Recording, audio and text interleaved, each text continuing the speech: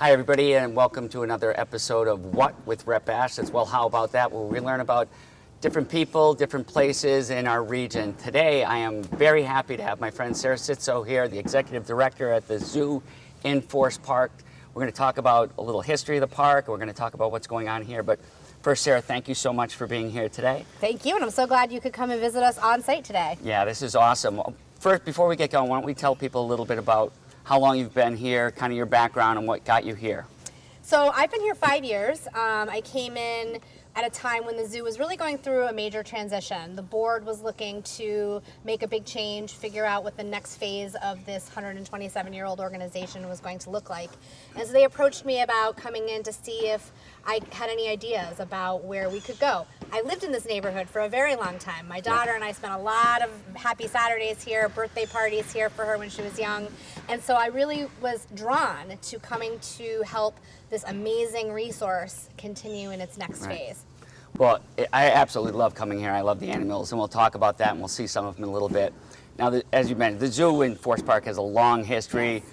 I remember growing up, I grew up on the, just right on the edge of the park, and there was a big zoo back then. You know, the bison or water buffalo, they had the monkey house, they had the lion tiger house, polar bear, snowball, jigs, morganette, all them.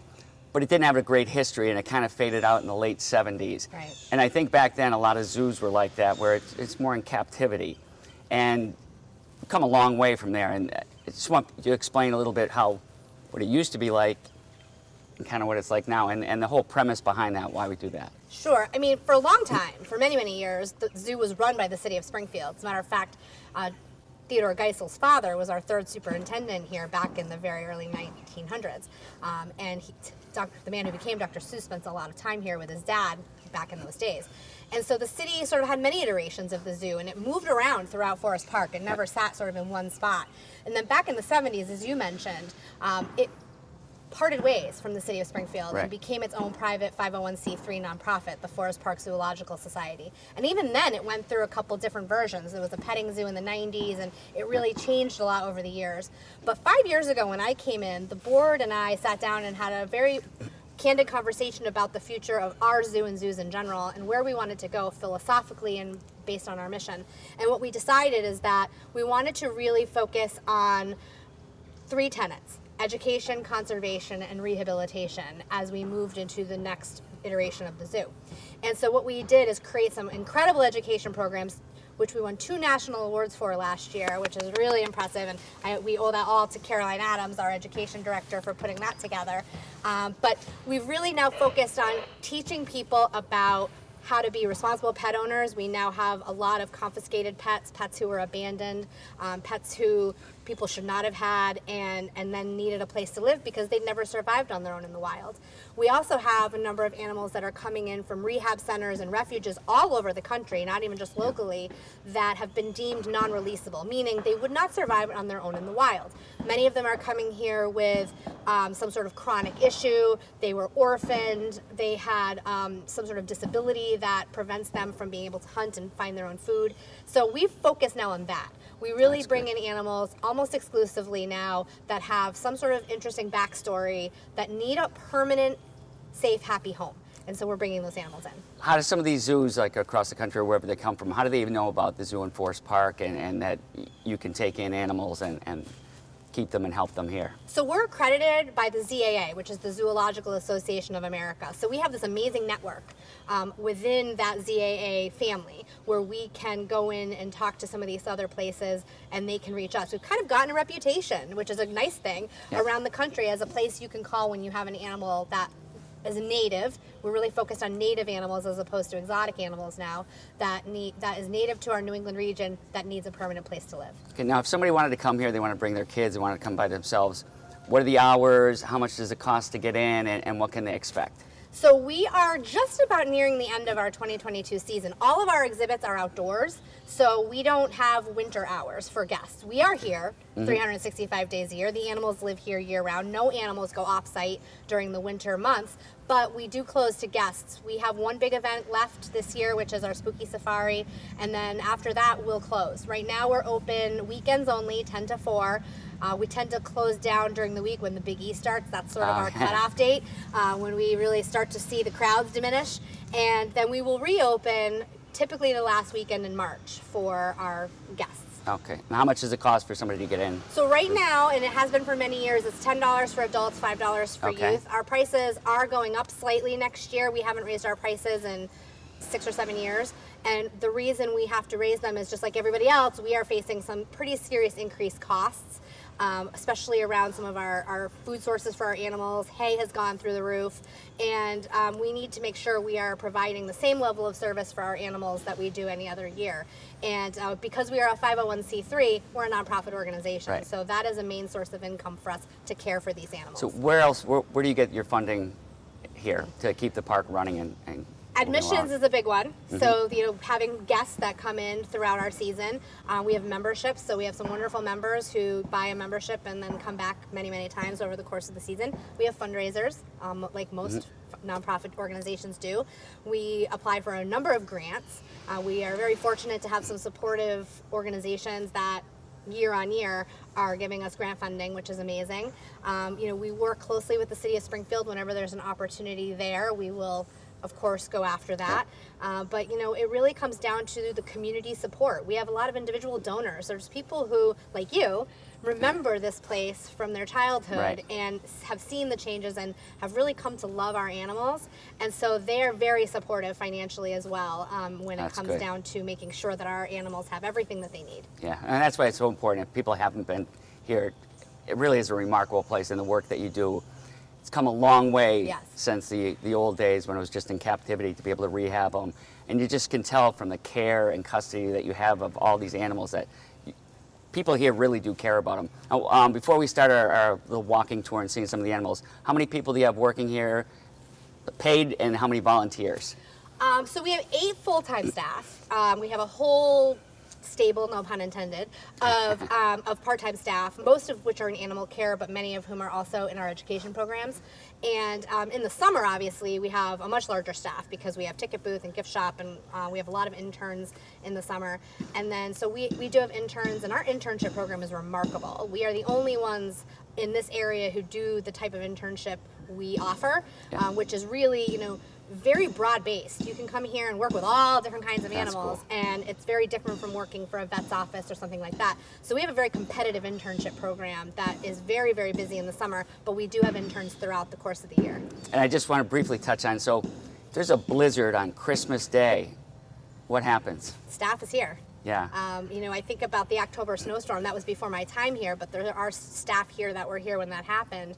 And, they were fighting to get in here to make sure that we could check on the animals and that structurally everything was safe and that the animals were all safe. And we were very fortunate that they were.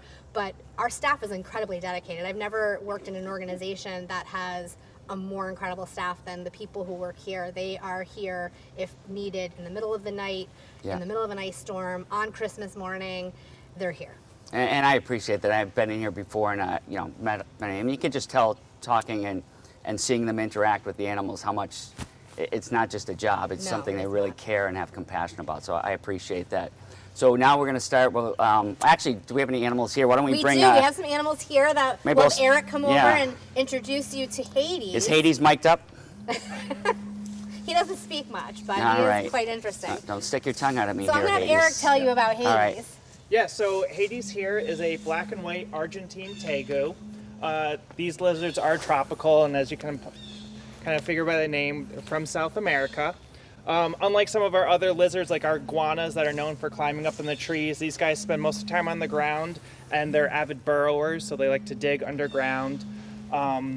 This guy actually came to live with us at the zoo.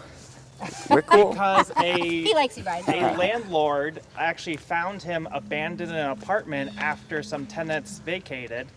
And so did they vacate because he was in there? I would hope that wasn't the reason. He can be a handful sometimes. He's starting to kind of wiggle around now. This time of year, he gets moved into his indoor enclosure. Luckily, it's not too chilly right now, so we can have small little visits outside. But right now, he is mostly inside. But yeah, so we like to kind of showcase for him and a few other animals that are here with a similar story of making sure that people understand when they are looking at pets, that they actually truly do their research, that they understand what goes into caring for these animals, both for housing, food, and everything like that, because some people they get these pets because they seem really cool, Yeah. and I'm not going to argue that they're not, but that's not a good enough reason to just get a pet. You want to make sure that you know what goes into caring for them. It's very important, and so like Sarah mentioned, most of our animals here, especially anything that's been acquired and has moved in within the last few years, has been native species. Many of the animals that we have that are exotic still, a lot of times came from situations like that where people got them as pets. They thought they were really cool. Then they got bigger than they expected. Right. They needed more space, more food. Sometimes there's not a lot of veterinary hospitals that always specialize, so they get sick or have an injury and then they freak out and then they abandon them instead of actually seeking medical care. And we have an amazing vet staff that can come in. There we go. What's the diet for Hades? So these guys are pretty avid eaters. They'll eat a lot of different stuff. So we will give a little salad, some greens, some fruits and veggies, but they're also not picky. So he'll eat mice, fish. My favorite. We'll a lot of times just try a variety of different meats, whether it be poultry or beef-based. Sometimes even a little bit of canned dog food, just a variety, eggs. So they're not picky at all. They eat quite a lot, but we like to make sure it's well-rounded. We have a little chart that we always make sure that we're giving a variety so that through day to day we don't give the same thing. It's always great stuff. We have a lot of people come in here and see us feeding the animals, and they're like, Yeah. especially with the big salads for the iguanas and tortoises, and even him on occasion. And I your always say the greens. same thing. These guys eat better than I do at home. And You don't sometimes get mice? Ah, poor guy. We do have a large mouse budget here. Now the vest, that's obviously a dog's vest. I was saying Yeah. earlier, my dog has the same one, probably the same size. Do you actually walk Hades? So occasionally during the summer, yeah. So some of our animals, we do have certain staff that will go out and do keeper talks and things like that. Not all of them, obviously, will fit into harnesses. But Hades has, within the last year or so, gotten used to getting in this little harness and this leash. Sometimes he's carried, sometimes he'll walk around on the ground a little bit. Now, does Hades have any natural enemies? So, Hopefully well, not in the me. jungles, a lot of times it'd be the exotic cats. Okay. He does. It's like he 'Cause wants it- to get down now. Because the skin, it feels very, very, very thick. It's pretty thick. Almost but- looks like an armadillo tail. Almost. And we have one of those here, too. Oh, well, how about that? So he's much calmer. He Yeah, wants to be on the ground. Yeah. yeah. Which is just- fine. Just To, don't. to Eric's point, a lot of what we do now is educating people about what is and is not appropriate for pets. Right. We think about a lot of the exotic birds we have now. Every single exotic bird we have was someone's pet at one point. These birds can live 80, 90 years, and people Wow. are not prepared to keep them. It's a generational thing, Yeah. right? Where if someone has one and then they pass away, it's got to go somewhere. And when you're living 80, 90, 100 years, that's Right. an issue. Same thing with our sulcata tortoises. These guys live the same amount of time, 100 years or so, and people get them as pets. They grow to large sizes and they live for a really long time. So it becomes very challenging for people who at one point thought, oh, look at this cute little turtle, Right. and now all of a sudden it's 50 years later and 100 pounds later. And that's it's not what they fair to the expected. it's not fair to the animals Right. either. Right. All right, what do we have now? Oh, I see a little. So we have another little. So Caroline is going to bring. Now you don't want to over keep them together, right? something Yeah. something a little less scary, right? Yeah. Much more snuggly. This Ah. is Clarice. Hi, Clarice. Clarice is a guinea pig.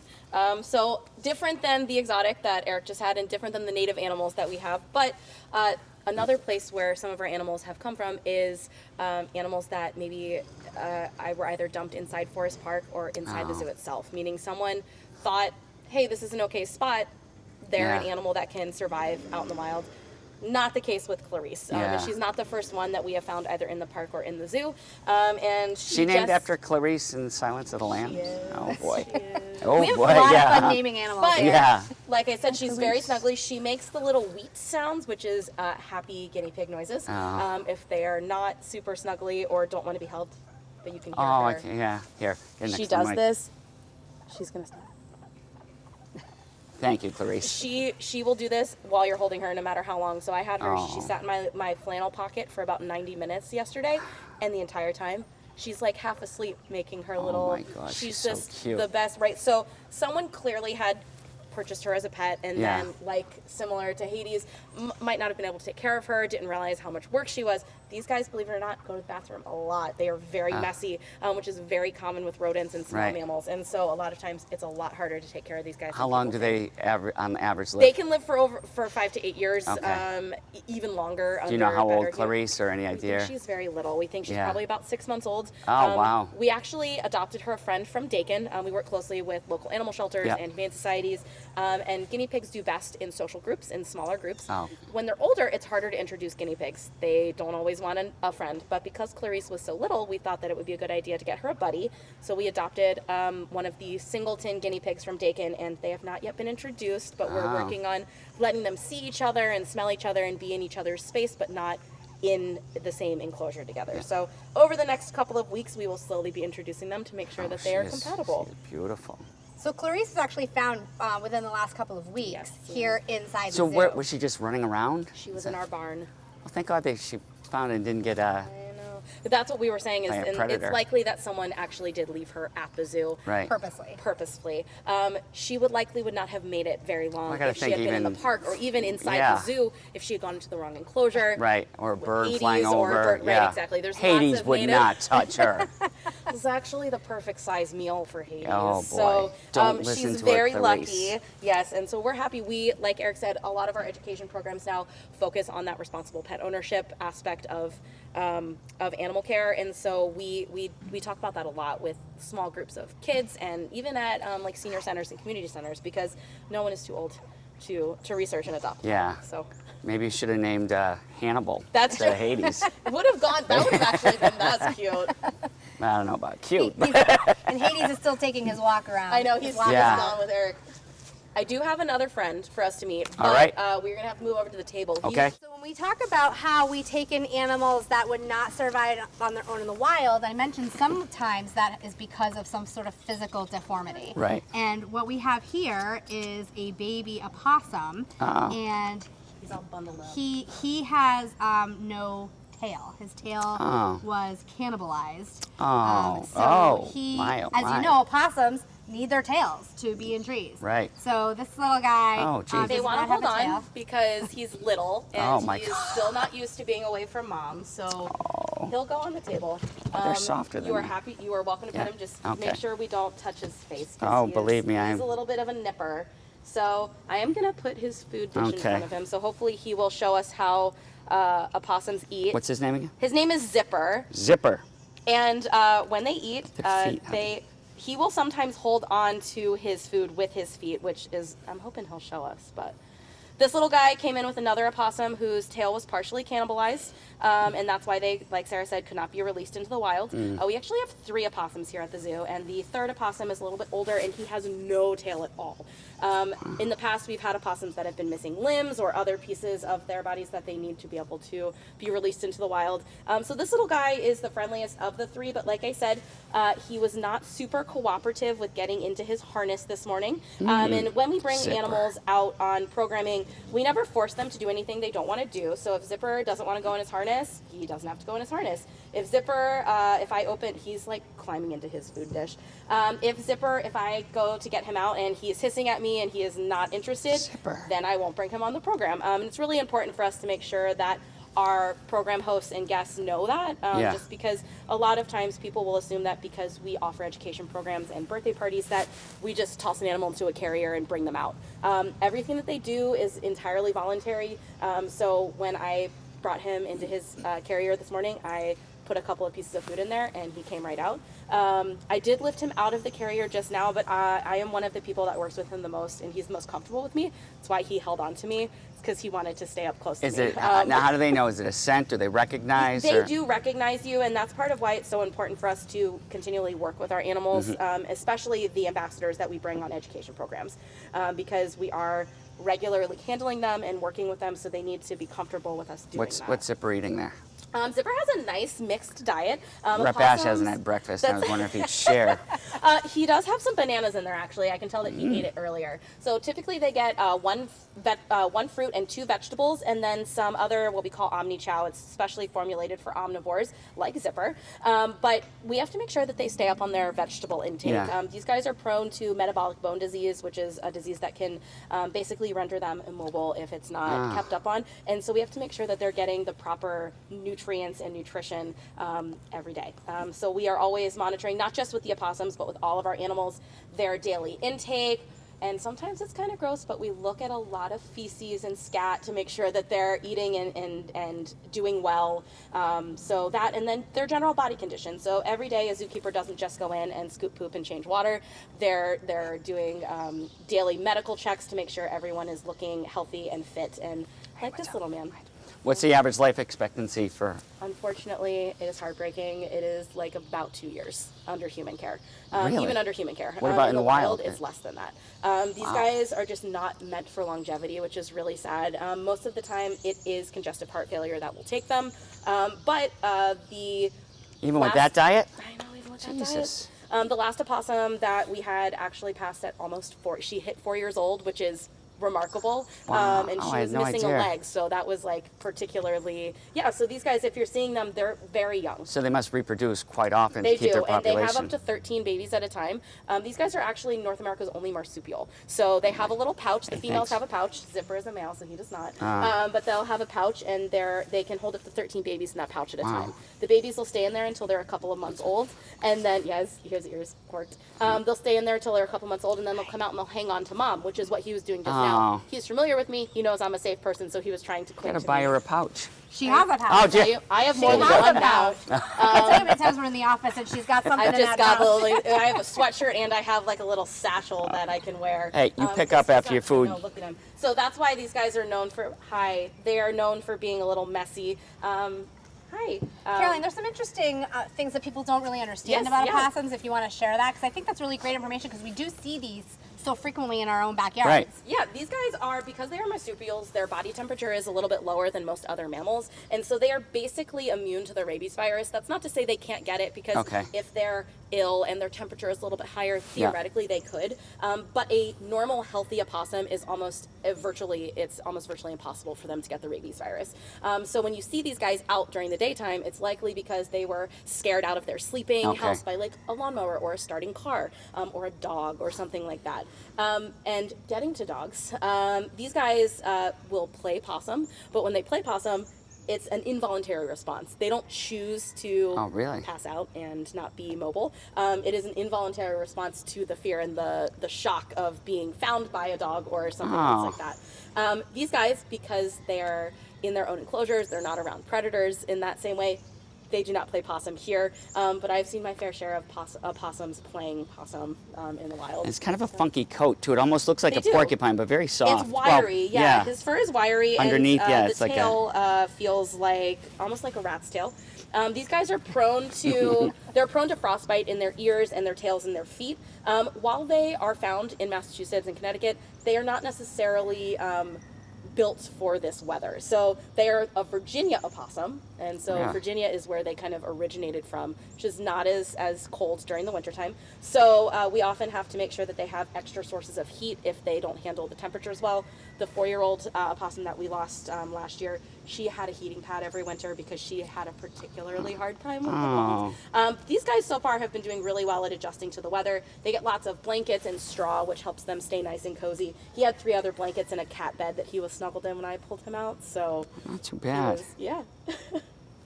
And I will say my favorite fact about these guys is that they actually glow under blacklight, which I can't show you right now because I don't have a wow. blacklight, but they will glow. Oh, well, don't tease us. I know, I'm sorry. For the next episode, tune in. Google it. Yeah. But they will turn like a pinkish color under blacklight, which is Wow. just really interesting. It's just part of their like biogenetics. Would have been cool in the 70s. Well, thank you very much. Of course. Caroline. Thank you. I'm going to put my hand in He your was mouth. so cooperative. He's still learning. So, like I said, because he is so little, we're still getting him comfortable with participating in programs. And he's like, you fed me. I'm not going back in here. Hey, He we'll knows put where your his food food here. Come is. here. I mean, you don't So this have is just Yeah. a small example of what we're trying to educate people. Right. Same thing, you know, we have 3 raccoons here, and I can't tell you how often we hear, oh, a raccoon's out in the daytime, it must be rabid. Right. Not true. It might be a mom out looking for food for her babies, as Caroline mentioned, something that was sort of frightened or pushed out of its sleeping area by something humans have done, which is Damn is all- those humans. I know, it's all too common. And so we just spend a lot of time talking about what people can and should expect of wildlife in their own Yeah. yards. We get a lot of calls about foxes that have denned under someone's deck. How do you remove them? And the simple answer is you don't. We Right. cannot Can we go come get to them? someone's Yeah. home and remove wildlife. No one can, unless it is presenting a danger Right. to people. Then a wildlife, someone from Fish and Wildlife, a wildlife rehabilitator can come and check it out. But we get a lot of calls, oh, there's a bobcat family that's living back behind my house. Can you come get it? No, leave it alone. Yeah. Let it finish with Sorry its about baby those calls. cycles. I know, No. come on. And they will move on. That's the Yeah. thing. So if you have something that's living under your deck or living under your shed, they will move on once that denning time Yeah. is over. For the most I part. can imagine they run out of space. We've taken more and more and They more do. space. So They do. And as they get older, then they're all out hunting and they're all sort of moving on and doing their own thing. So if you have wildlife in your yard, that's kind of just a nuisance. Recognize that they have to live somewhere. Right. And that unless they are harming pets or doing something that could endanger a person, right. chances are a wildlife rehabilitator is going to tell you, just leave them be. Yeah. Now I know you've told me this before, but so this is all enclosed in here. You have wildlife from the park, because obviously there's a lot course. of wildlife trying to get in as predators or just curious. Both. And Yeah. for the food sources, we are an excellent food source in here because there's so much food out there for our animals that live here. So we get a lot of raccoons in our dumpsters, and we get foxes in here. We've definitely had some foxes in here. Lots of rabbits, native Yeah. rabbits. So yeah, we definitely have our share of wildlife that finds its way in, even though we do have the entire facility gated. Right. Well, why don't we take a look Let's around? take a Thank you walk. so Sounds much. good. I Thank you, appreciate Caroline. This is Cheese. that. Jeez. So you can pet him. He's very friendly. Yeah, sure he is. So Cheese is a funny story. So we got a call one June day from a distraught mother whose son had a class at school that had hatched 3 chicken eggs during their science program. And the school year was ending, and they had no idea what to do with the chickens that they had hatched. So they called us, and we really were like, oh, we don't really have room for any more chickens. But we decided to take him, and Cheese is now, he was one of those 3, our unofficial mascot. I mean, he comes to all our meetings with us. When I get here in the morning and I get out of my car, he's the first one to greet me, and he talks your ear off the entire way as you walk in. So he is an integral part of Yeah. our zoo. When you ask about favorites, he is a favorite of Yeah. the staff. So this is Cheese. Oh man. Now, do they bite anybody or And no. any other animals? No, and some people are afraid of roosters, and I get that because some roosters can be very aggressive. He could not be less aggressive. Yeah. He is more than happy Sure. for you to pick him up. He wants to be near people all the time. He really enjoys having the run of the place, and he kind of does rule the roost. Good. I know, Now, right? what's the significance? Why do they have The wattles? Yeah. I can answer that. Answer it, Alright, yeah. Caroline. So the wattles and the combs up here are mainly for attracting a mate. So obviously, like the brighter and the bigger, the more Yeah. likely they are to get a lady friend. And Cheese Nice is wattle. yeah, he's so these guys also. One of my favorite facts about these is that the combs on every chicken, females also have them, Yeah. but they're unique to each chicken, so they're not going to be the same. So his comb is unique to him. It's a strange feeling too. It is. It's kind of rubbery. Yeah. And similar to the opossums, these guys we have to keep an eye on in the wintertime time because their combs and their wattles and even parts of their feet can be prone to frostbite. So Cheese had to spend a couple days inside last January when it was like in the negative like 10 to 15s, just to make sure that that comb and wattle didn't get frostbite. Now, how many of these do you have here?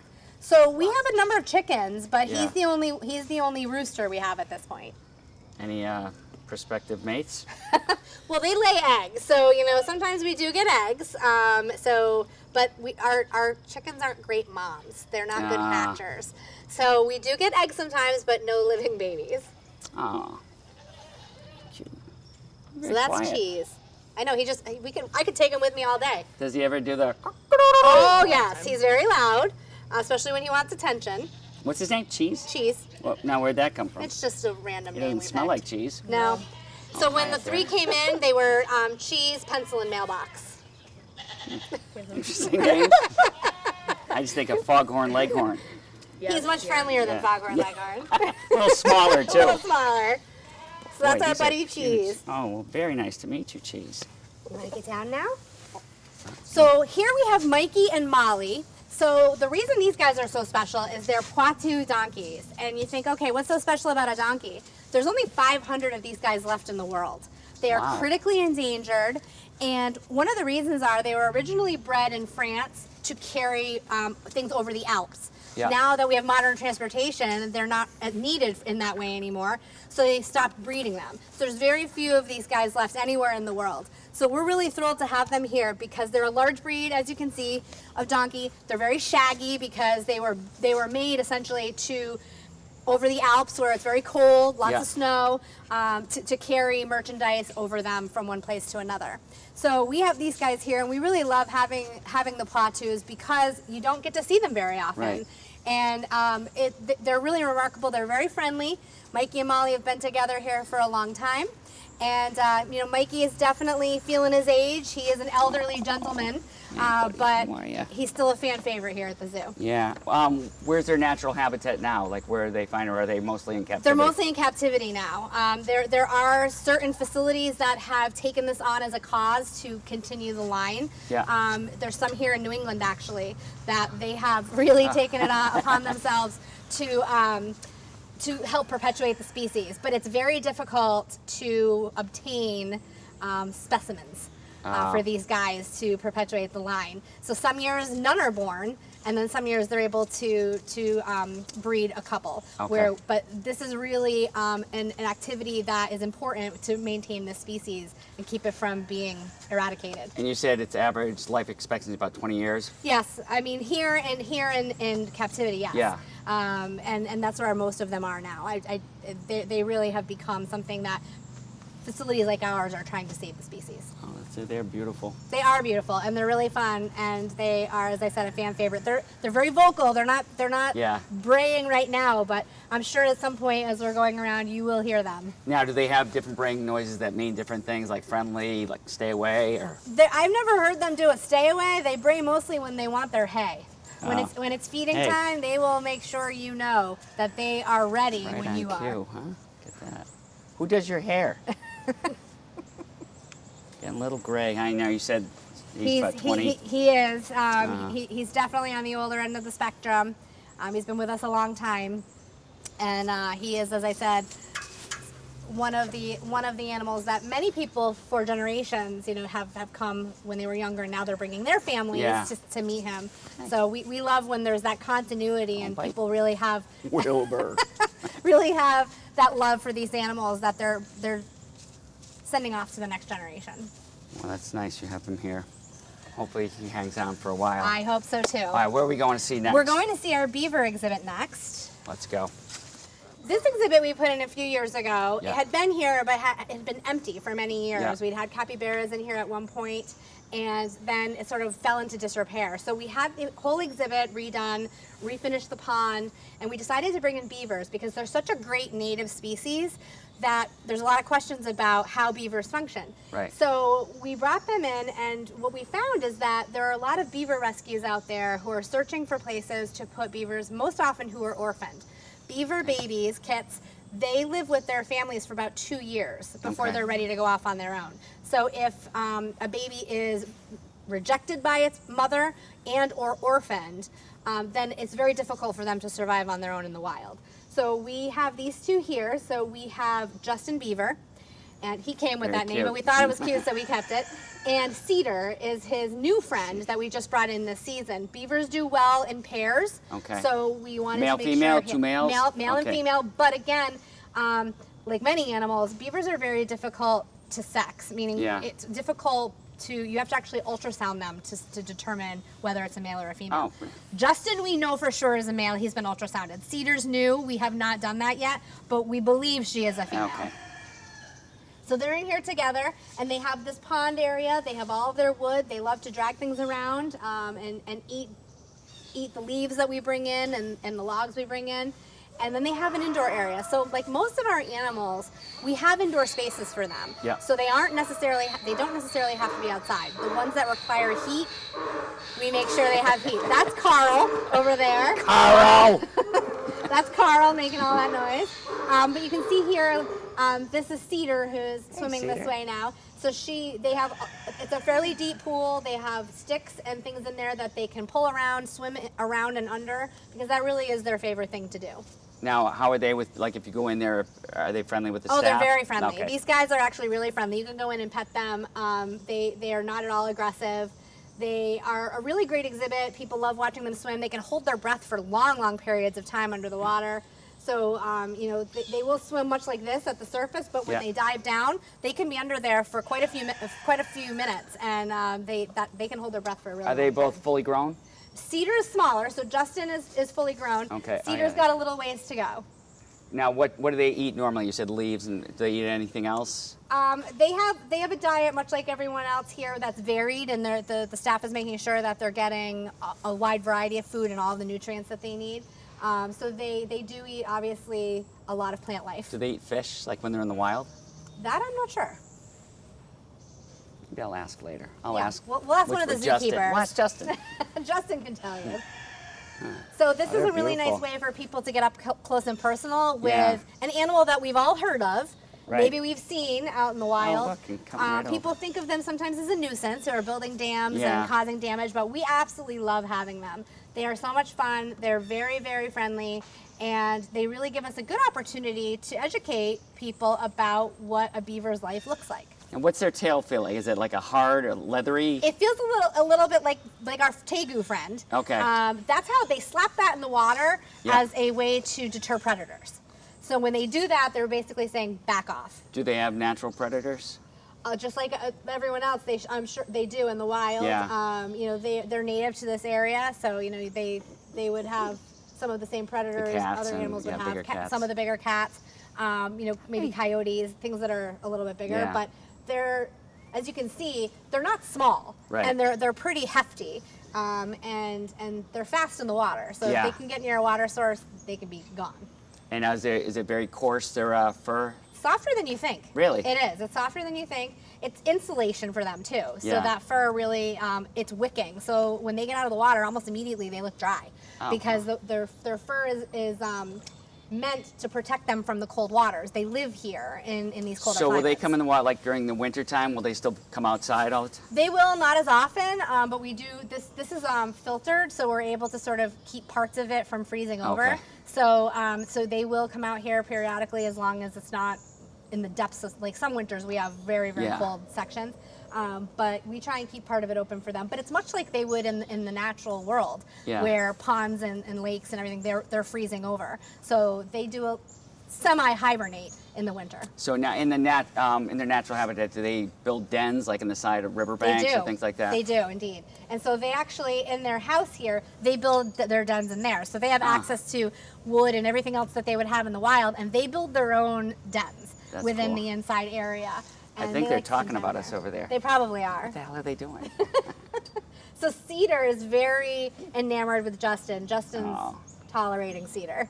Well, Justin Bieber, superstar, Justin right? Bieber, he is. He's a superstar. All right, who are we going to see next? We are going to go see Farah next. Let's go this way. Okay. So this is Farah. Hello. Farah, Hey, Farah. came to us just about a month ago. She is 6 months old at this point. She was born Oh, on wow. Easter.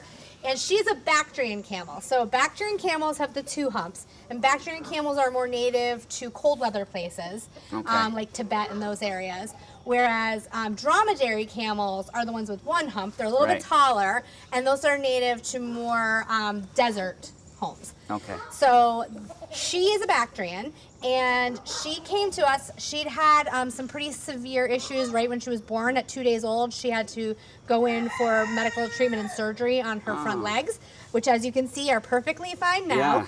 She had some complications, some health issues related to her stay in the hospital, and so she got a tough start. And we are very happy to have her here. They weren't sure she would survive the surgery and her time in the hospital. She did, and she is just so much fun. We're so glad to have her. We have a dromedary camel, one with the 1 hump. His name is Max, and she will be a friend to him. But right now, we have her on her own as she's still being bottle fed and needs a little bit more care from our staff than the grown dromedary camel that we have. Now, how big was she when she was born? I don't know. As I said, we got her about a month ago. She's definitely grown a little bit since she's been here, but she's only 6 months old, so. So, yeah. She's beautiful. She is. She's very sweet. She's very soft. How long before she's full grown? Probably another year. And you'll be able to keep her here? Yes, Okay. she will live here. This is her permanent home. Okay. She will live here forever. You hear that? We love her to pieces. Good stuff, huh? She's a very good girl.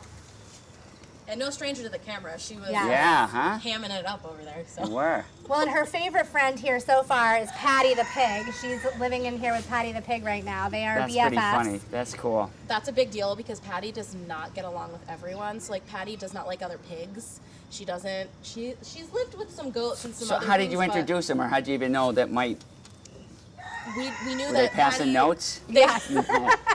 Essentially, they Yeah. just showed a lot of interest in each other, and like I said, now they snuggle together at night, which is super cute. So Wow. she's still on bottles. So she gets Ah. 3 humongous bottles a day. They're not like bottles you would give your baby. What does They're she much drink? bigger. Just, It's a milk replacement, just like a substitution Okay. that's equivalent to like a formula for Yeah. a baby. Yep, but for camels. And she also eats hay and grain. We're still working on the grain. trying to She's get still her. not loving the grain yet. Yeah. But we're figuring out how to get that because again, we want to make sure they have a variety of nutrient sources. So we're working on getting her on the grain, but she does love her hay and she loves her bottles. now, what are the humps harder, softer, and what's inside of them? They are actually relatively soft, Yeah, I and can see 'em. it's not what everyone was taught when you were little, right? It's not just like gallons of water.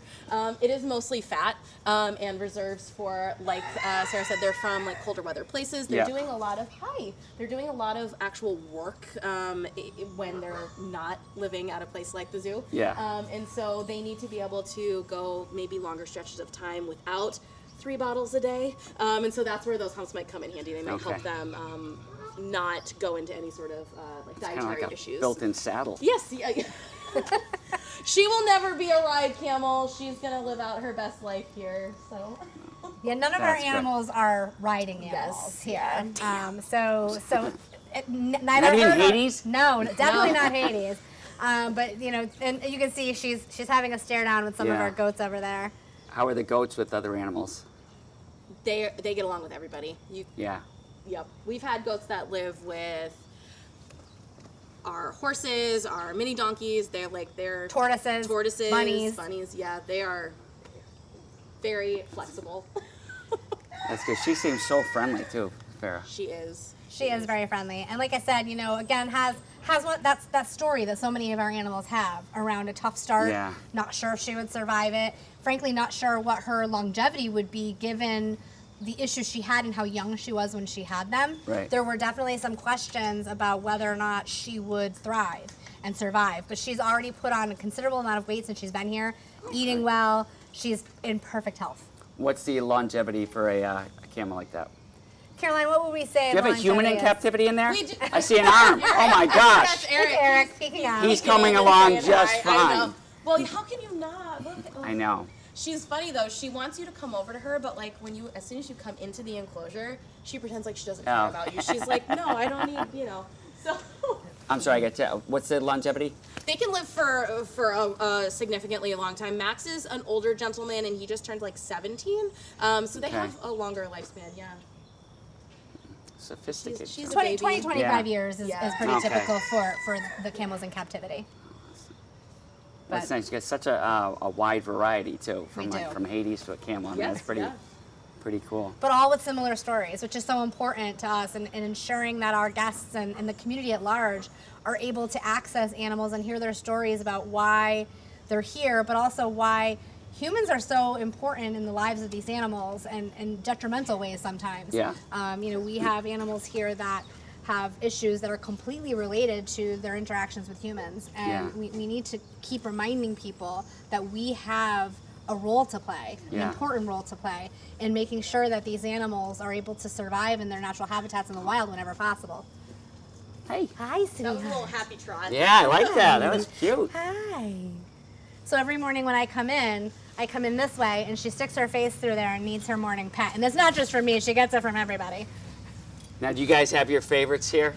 Oh, of course, absolutely. But You can say. I won't tell the animals. we're gonna go meet him in just a second. Okay. Actually, so that was a nice little Segue. Oh, yeah, that is. segue over here. Atlas the coyote is Oh. my baby. Yeah. And mine changes depending on, I really always am enamored with the new animals we bring in. Yeah. Because I think that it's really As the important. boss, you can't take a favorite. I right? know you can't. It's like a parent. Although you can't- did tell me when your you're a favorite parent- employee, I won't say it. Yeah. No. When you're I a missed parent, that. you can't pick your favorite kid, and it's the same Right. thing when you're on a zoo. You can't pick a What do you favorite mean you animal. can't pick your favorite kid? I only have one. I was gonna so- say, Yeah, well, there you that's go. an easy I only choice. have one. So let's go over and see Atlas now Yeah. that Bye, Farrah has Farrah. gone back in to eat her hay. So this is Atlas. Atlas was found in a roadway with a lot of injuries. He was just a few days old. It looks like a predator had pulled him out of his den and tried to eat him, and left him in the roadway. A good Samaritan found him, called a rescue. They came and got him. He has some pretty severe neurological damage from that attack That's what his sit looks like. because his back real good legs at don't it, work but- properly as a result of the injuries he sustained in that Good attack. job. And he also is missing an eye. So obviously with his leg issues and Oh, he'd missing an never eye, survive, he would right? never survive on his own in the wild. So we took him in here, and we love having him. He is our second coyote. We have another coyote that lives right next door. Her name is Cassie, and she has 3 legs. She was part of a group of coyotes that were orphaned. The rest of her group was re-released, but she had a leg injury. And so her leg injury, she now has 3 legs, meant that obviously she could not survive on her own in the wild. So these guys live next door to each other. They can see each other, but they don't live in the same space.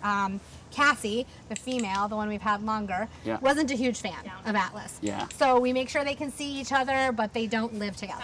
Now, is Atlas full grown? Atlas is full grown. He's still young though. Yeah. He was Just born. turned a year old in May. He was born. Okay. He was born in the spring of 2021. So he's just about a year and a half old at this point. Okay.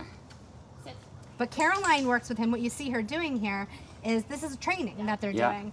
So much like you would with your pet at home, she is working on Although some much skills with him. much more well behaved here.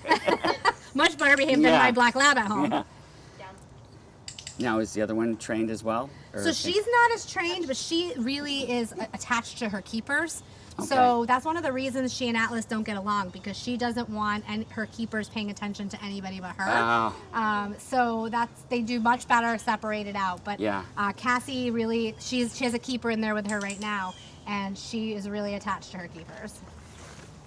And it must be helpful too that you took him as a young pup. So you Yes, I really mean get he to was know. really young. How old was he when He we was brought 8 him in? weeks when we Yeah, brought he him. was 8 weeks So old. you've That been training almost mothering, started. right, since they went. And it's Emily, who is our curator, and I are the 2 that he is most comfortable with, and that's because we were the Okay. ones that were really. Now, what are you feeding him now? So I started out with cucumber Okay. chunks because when you come in with Atlas, if you don't immediately have a treat, he gets very frustrated because he expects to be fed on demand. But if I come in with something larger than a piece of dog kibble, he is usually more cooperative because it fills him up a little bit faster. So I gave him 2 big, hefty chunks cut into quarters Yeah. of cucumber, and then you saw he was able to gently take those Yeah. kibbles from me. If I had walked in and immediately started with those kibbles, it would have been my fingers as well. Oh, really? And not intentionally, not Right. because he's trying to eat, but just because he's so excited about food. that's part of why training has been so easy with him, is he's very food motivated. Cassie is not as food motivated. Okay. She's a little bit more interested in snuggling and being pet than this. Have you been accidentally bit? No, Emily and I in particular, like I said, he's very comfortable with us. Yeah. So if he's biting at like the treat pouch, Okay. which is why it's up here now and not down on my hip.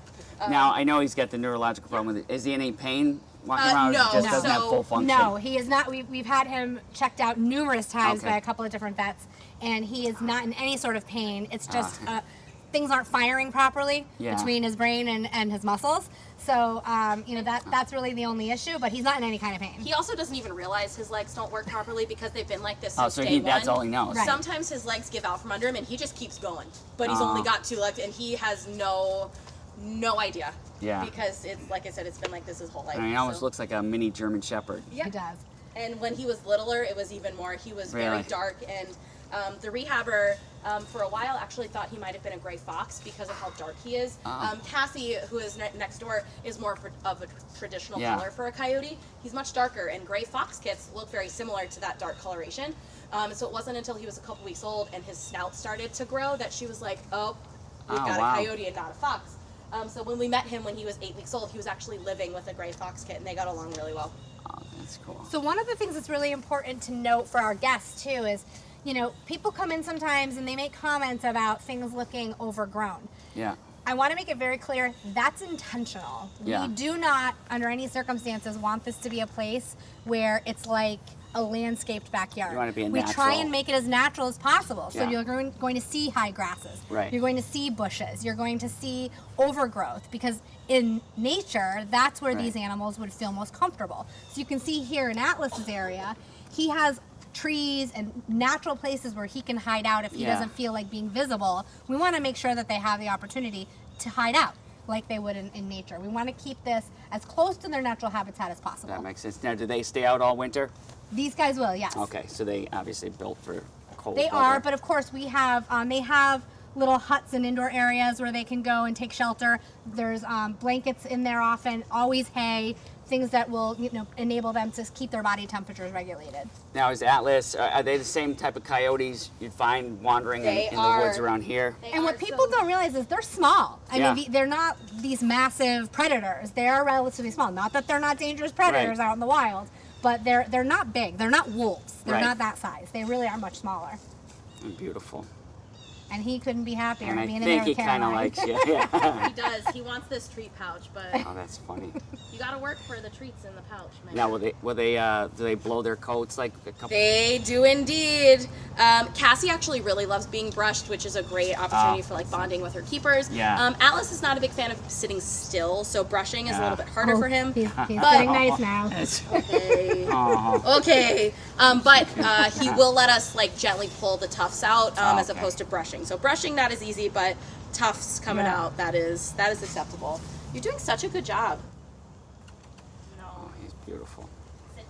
So we can go take a peek at Cassie if you Oh, want. yeah, We have sure. a keeper in there with her right now. Thank you, Caroline. Thank you. Thank you, Atlas. So one of our keepers is in here with Cassie right now. So our keepers, as Caroline said, are in every day. Yes, Yeah. they're cleaning up, as you can see here. Yes, they're feeding, but they're also spending time in the enclosures to make sure that the animals are acting normally, looking normally, everything's Yeah. looking good health-wise. So we want to make sure that we keep their areas clean Yeah. and that we keep their space really usable for them. So we'll be looking at things like their structures. Are they Right. safe? Has that something happened, when we have a storm like we did Oh, last there she night? is over there. So she's over here. Yeah. So she, as I said, had a leg injury as Yeah. a baby. Her front left leg is not fully functioning, and she's missing her rear right leg. Okay. But she does great on her 3 legs. But that's why she's in this type of a structure where things are sort of level. There are definitely climbing spots, but for an animal that has one bad leg Yeah. and a missing leg, we want to make sure that she is always comfortable. See? Oh, yeah, I can see. So he just wants to play, and she's like, yeah, beat it. Right. How old's Cassie? Do you know? Cassie, let me look. We've had her came for in quite a while. 2018, and she was just over a year Yeah, old. so Okay. she's almost 5. I was gonna say 4. Now, is one of their colors more natural than the, like, is Cassie's more? Cassie is like when you see a coyote in the area, it's Yeah. more likely than not going to look like Cassie. Because I don't, yeah, see, that's more like a fox color. Yes, yeah, and you'll see. I know Sarah mentioned the snarling through the fence. They had a visual barrier up all summer Yeah. because they were doing that that was actually relatively mild, and so we just took that visual barrier down about 3 weeks ago, and they've been doing a lot better. It used to be Yeah. both of them. Now it's just Cassie, but like you saw, she did it and then she walked away. She's they're- older, more they're reserved, building and up- he's still and a pup, right? puppy, Yeah. So he's too much for her, and she lets him know that, which is great. Yeah. So she's good at setting her boundaries, which is important. Even though they're not in together, they're visual with each other, and he's learning to be respectful. Are they the same type of coyote, or Yep, are they different? they are. Okay. They're from different areas. So Cassie came from a wildlife rehabilitation center out in Illinois, and Atlas came from New Hampshire. So they're from different parts of the country, but the same coyote. They're Different just coyotes. accents? Yeah. Like when they, Yeah. Midwestern Cassie's got a little bit of a versus Midwestern New England. kick, so Yeah. yeah. that might be the language barrier. Yeah, That might be exactly. the problem. Like, why don't you, right, you sound like the other coyotes. We'll go see Freya. She is Definitely. always willing to be camera ready. Got 100%. Now, how old? Freya came in at around the same time as Atlas. She's a little bit Oh, older, so just very good climber. Just over a year and a half. Freya was actually found inside Forest Park, Oh, and there's a wildlife specialist inside the park, and he tried to reunite her with Mom. yeah. Oh yeah. For about 24 hours, which is what most wildlife rehabilitators suggest. Yeah. Mom will typically come back to get babies if she leaves them or if they fall out of a tree. Yeah. Or something happens. Freya's mom did not come back to get her, Oh. and so she was deemed non-releasable by a wildlife rehabilitator. And then she came back to the zoo. So How old's Freya? Freya's just over a year and a half now. She was born in April of 2021. So Yeah. she will likely not ever live with our boys like we were discussing Yeah. earlier. She is hopefully going to be an ambassador animal that we will be able to use on programming. She's in her kind of teenager phase where everything is everything is food and everything is meant to be played with. So Now, we're do you have to working- worry about her biting? So we worry about that with all of our animals, Right. but all of our animals are vaccinated in an appropriate manner for the type of animal So if that you they are. So do distemper, inadvertently. rabies, all of that stuff. And they actually just did that with the raccoons yesterday when our vet came home. So, and that's not just our raccoons. That's Yeah. any of our agile. felines, anybody. Another very food motivated friend Yeah. that came in at around the same time. She will do just about anything. Oh, And so right now beautiful. I'm giving her rewards for being a participant, but normally she has to work a little bit harder to get Yeah. her snacks. So Now, how long will it take her to get ready if you wanted to bring her out and do? it really depends on the animal. So ideally we'd like to have her on programming within the next 6 months, but it's really up to the speed of the animal. Sometimes they need a little bit longer. Sometimes it's only a couple of weeks before they're ready to go. Freya is going to be probably one of those longer term projects, and that's just because of the nature of raccoons in general. Yeah. They're very mischievous. They don't like to listen to directions. They want to do things on their terms, and when she's done, she is done. Now, when you so- say program, where do you do it here? Or do you go? You bring the animals other we do places both. too? So we do programming on site during all year, but mainly during the spring and the summertime. Those are like the busiest. And how would that program months. happen? Like how? So we do field trips and programming on site with schools and but also homeschool groups. So we'll Okay. bring in lots of different kiddos to do these programs. The off-site programs are hosted a majority of a lot of different places, including schools, libraries, senior centers, Yeah. corporate offices. We're going to Lego in a couple of weeks Oh, to that's do like cool. a staff party for their employees. And so when we do our programs, they're always education based. So we don't bring our animals out and just like walk them around and let people touch them. Yeah. We focus on different topics depending on what the schools or the organizations want us to focus on. So sometimes it's just general information about the species and the animal itself. Sometimes it's a little more in depth. Like we do a lot of fourth grade programs on adaptations. Yeah. Because that is one of the learning standards for fourth grade in Massachusetts is adaptation. So we'll bring 5 different animals and talk about how they survive in the wild. And do you tell people how some of these might not be the best pets? Yes. That is one of my favorite kind of always happening topics with my programming, especially because I'd say 90% of the animals we use as ambassador animals for programming were former pets in some Yeah. way. and the other 10% is like Freya, like a native animal. Yeah. So a lot of our ambassadors were foreigners. And I'm sure people have good intentions, but they realize wild They really animals do. are wild animals. Yes, exactly. And especially when you say they live 90 years. Right, like, they live a like- really long time. Yeah, that and a lot of these animals, I mean, some of like our exotic birds, they're a little ornery. They're Yeah. not cuddly pets. And so when you talk about something that's going to live for 80 years, Right. that, is a little bit finicky Yeah. and isn't necessarily the most cuddly, then people tend to not want to take on Right. long term. Which isn't that fair to type the of- animal It's not and- fair. It's not fair. But this time of year, all of our exotic birds that we have here are indoors. They don't do Okay. well with the cool temperatures and the rain, so that's why you aren't seeing any of them out today. We bring them in pretty much by the beginning of October. They're spending most of their time in their indoor spaces. Okay. Well, thank you so much. Thank you. This Thank has you. been great. Thank you for the education. Yes, absolutely. Thanks so much for, hopefully people learn something. And if you get a chance, if you haven't been here yet, please come to the zoo in Forest Park. It's absolutely beautiful and amazing and educational. It's so cool to see all the different animals and where they're from, how they got here, and the care that all the staff do here. So thank you once again. Thank you, Sarah. Really Thank you for appreciate it. coming. We loved having you My here. pleasure. Thanks, everybody. Thank you.